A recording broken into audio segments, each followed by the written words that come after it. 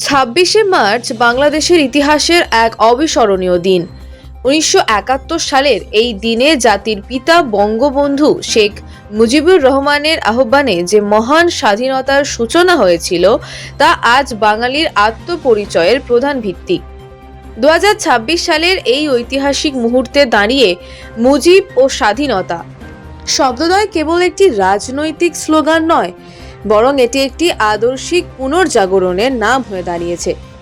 রাজনৈতিক পরিক্রমায় নানা চড়াই উতরাই থাকলেও মানুষের মননে আওয়ামী লীগের ফেরার পথটি মূলত মুক্তিযুদ্ধের চেতনারই এক অপরিহার্য প্রতিফলন। একটি রাজনৈতিক দল হিসেবে আওয়ামী লীগের শক্তি তার দীর্ঘদিনের লড়াই ও ত্যাগের ইতিহাসে নিহিত। বিশেষ করে ২৬ মার্চের মতো একটি জাতীয় উৎসবে যখন পুরো দেশ স্বাধীনতার সূচনা লগ্নকে স্মরণ করে, তখন অবধারিতভাবেই বঙ্গবন্ধু এবং তার আদর্শ সামনে চলে আসে। জনমানসে এই ফেরার প্রক্রিয়াটি কেবল বাহ্যিক কোনো সমাবেশ বা মিছিলের ওপর নির্ভর করে না, এটি মূলত মনস্তাত্ত্বিক।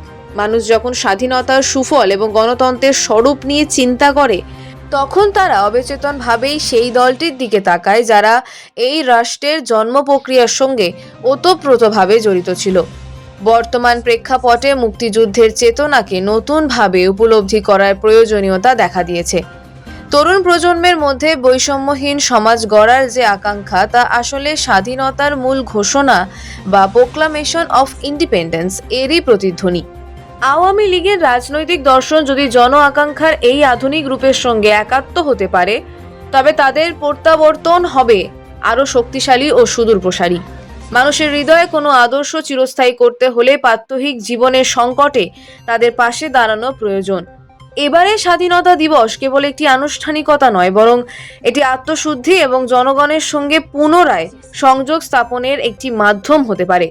বঙ্গবন্ধু যেভাবে মানুষের চোখের ভাষা বুঝতেন, সেই একই মমত্ব বোধ নিয়ে রাজনীতির মাঠে সক্রিয় হওয়া এখন সময়ের দাবি।